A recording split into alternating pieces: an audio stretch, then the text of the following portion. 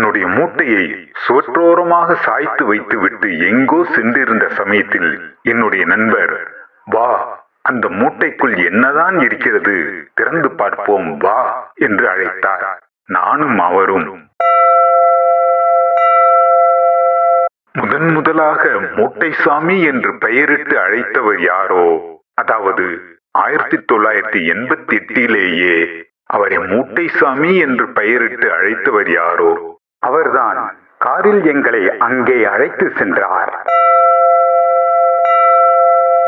இந்த பதிவை முழுமையாக தயாரிக்கும் பணி நடைபெற்று வருகிறது. தயாரிக்கும் பணி நிறைவுற்றதும் விரைவில் இந்த பதிவானது முழுமையாக விரைவில் வெளிவரும்.